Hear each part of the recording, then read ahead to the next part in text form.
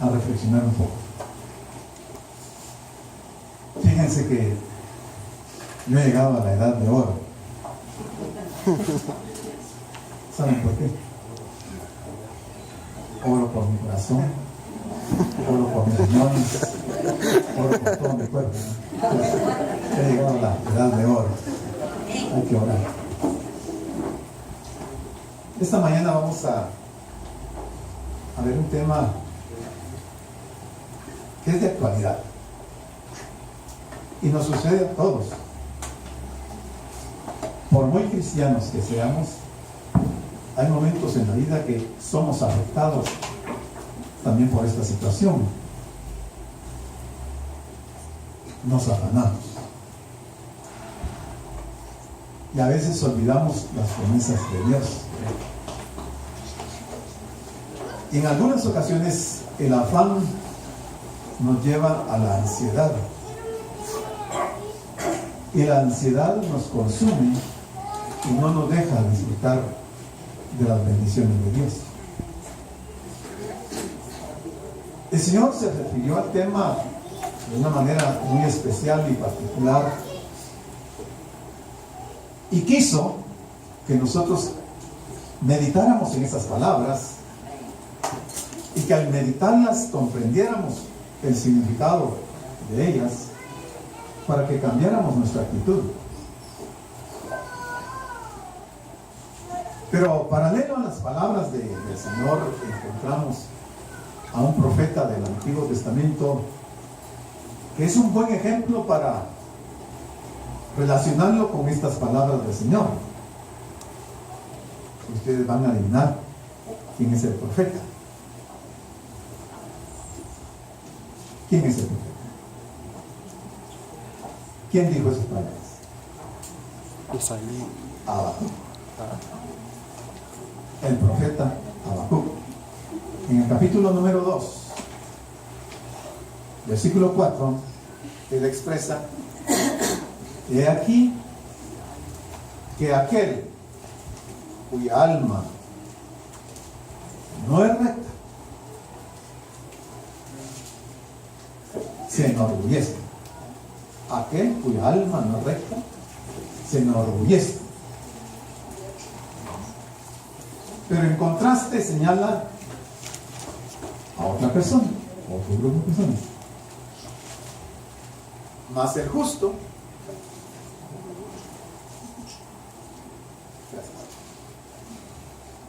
mas el justo por su fe vivirá.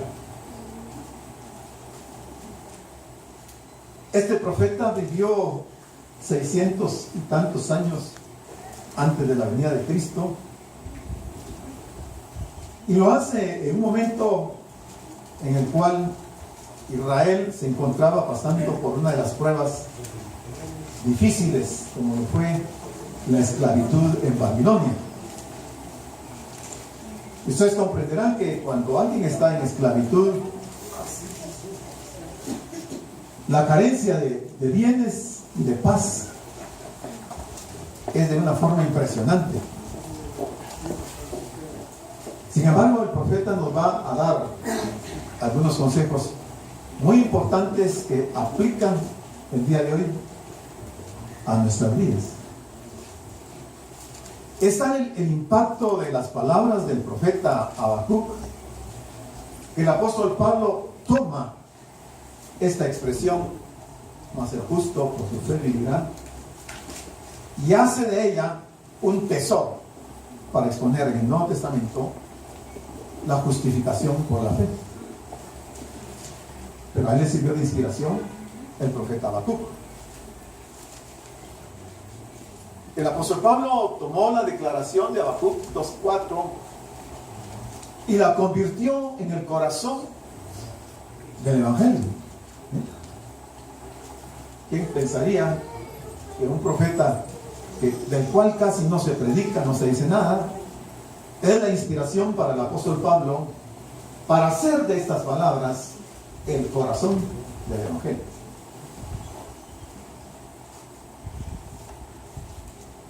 La justicia de Dios solo se alcanza por medio de la fe.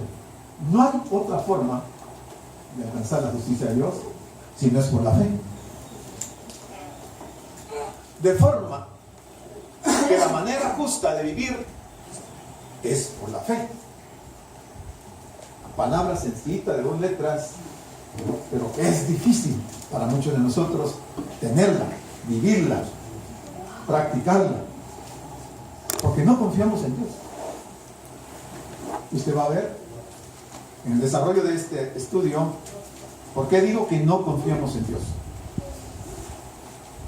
Creemos nosotros que tenemos una fe grande y que estamos confiando en Dios. Pero vamos a darnos cuenta que cuando el Señor dijo las palabras que vamos a ver y nos examinamos, vamos a decir, tiene razón el Señor.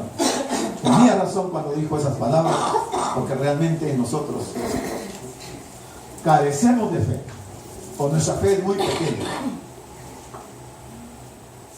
Habacuc llama a los creyentes de todos los tiempos, Antiguo y Nuevo Testamento, los llama a 3 reflexiones. Una es a confiar en Dios. Importantísimo que todo cristiano aprendamos a confiar en Dios. Y tenemos que aprender, hermano, de veras les digo, tenemos que aprender. Y digo tenemos porque yo también tengo que aprender a confiar en Dios. En segundo lugar, tenemos que aprender a serle fiel a Dios. Es complicado también serle fiel a Dios. Hay circunstancias en la vida en donde le fallamos a Dios y no le somos fieles a Dios. Y en tercero y último lugar, tenemos que aprender a vivir como Dios quiere que se viva. 3 aspectos simples, sencillos, pero complicados para llevarlos a la práctica. Probablemente algunos de ustedes sí encajan en esos 3 aspectos.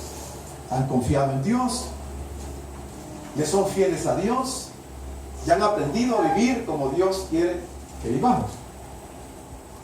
Y digo que probablemente porque hay casos que se ven donde definitivamente tanto hombres como mujeres hacen acopio de las palabras de Dios, tienen un gran temor y reverencia a Dios, que dirigen sus pasos en esas 3 actividades.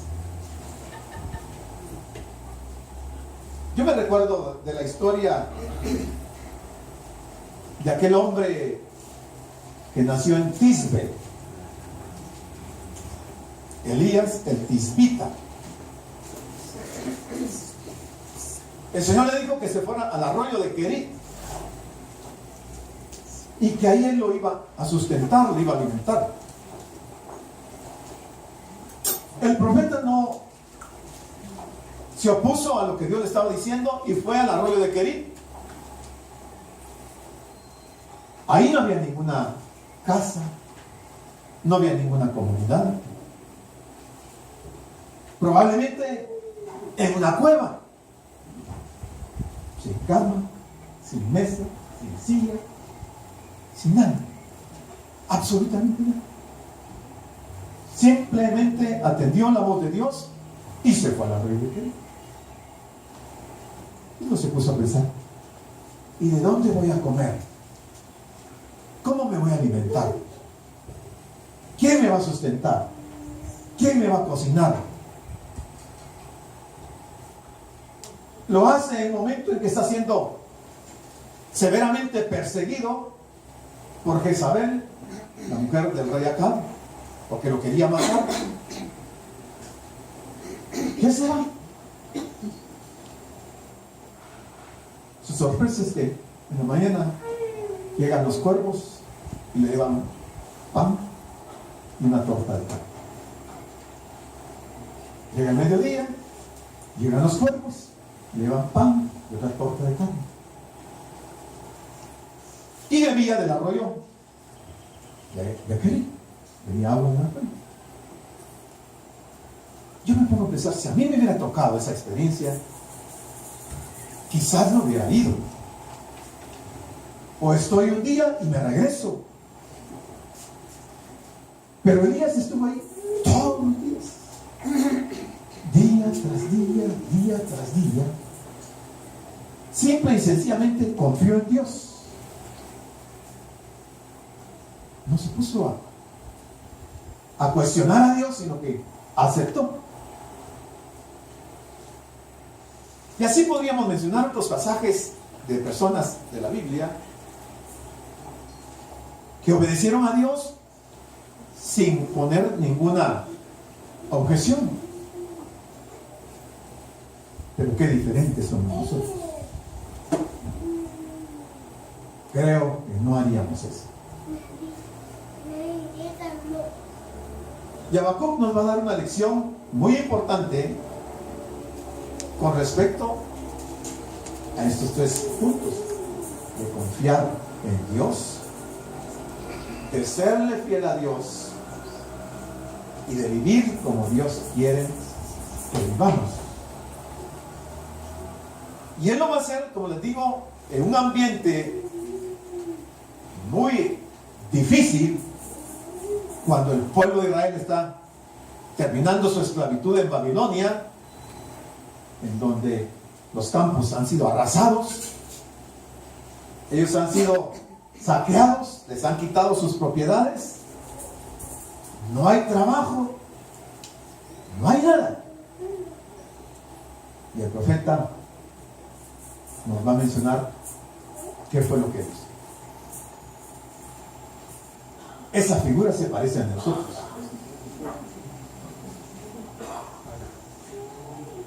Preocupados por los gastos, ansiosos, pensamos en las deudas, y hay muchas facturas que pagar. No hay paz, no hay tranquilidad, no hay seguridad. Pero mire, dice, estos pajaritos, ¿qué es lo que le está desgastando? Y el otro le dice, creo que Dios no lo cuida como nos atiende a nosotros.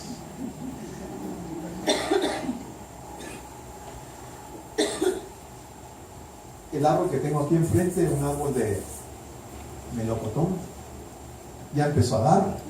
Yo todos los días salgo a ver si hay algún melocotón ya listo para comerlo. Y había uno que estaba creciendo así en la mera punta, ya estaba bien rosado, ya estaba grande. Y ayer que me subí una escalera, cuando me di cuenta del otro lado estaba bien picado por esos animalitos.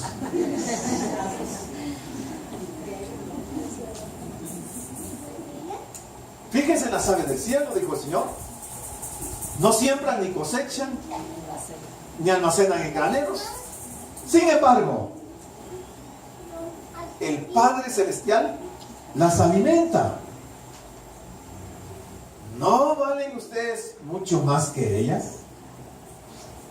Pregunto yo, ¿no valen ustedes más que esos pájaros, esos anates? ¿Verdad que valemos más que ellos?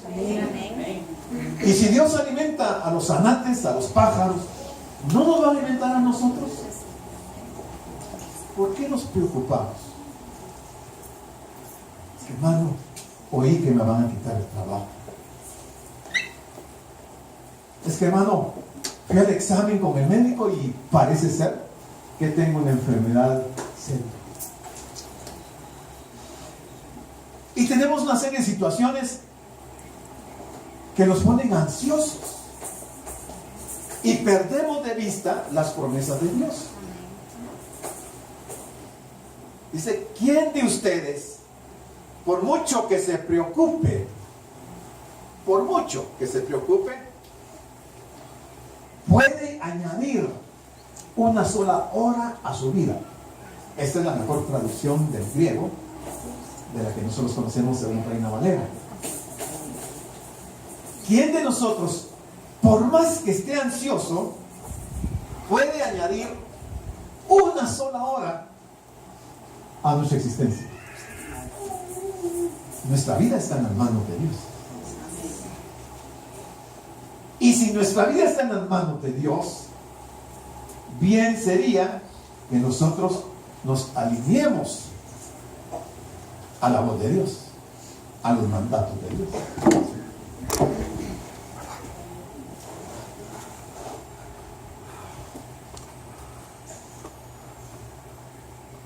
Mateo 6:25, vamos a ver las palabras, unas palabras del Señor, y luego regresamos al profeta. Por tanto os digo, no os afanéis. Mira, es categórico el Señor. No os afanéis. Y no hacemos eso, nosotros nos afanamos. Queremos trabajar 24 horas del día porque no nos conformamos con el salario de 8 días, de 8 horas. Y trabajamos y trabajamos y nos afanamos porque nuestros planes o nuestras metas, nuestros propósitos son adquirir bienes de esta tierra. Queremos comprar una bonita casa, un bonito carro, una tele de plasma. Queremos tener muchas cosas. Y no está mal.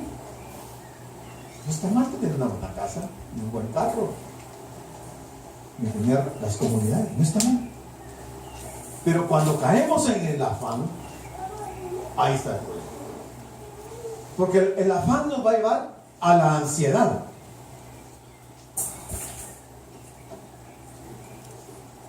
Y el Señor entonces dice, no os afanéis por vuestra vida. ¿Qué habéis de comer? ¿O qué habéis de beber? Nos afanamos por la comida. Es que, hermano, el presupuesto ya no me alcanza. Faltan todavía 8 días y se me acabó el gasto. Y entramos en depresión, en ansiedad, y empezamos a tener situaciones que no son de la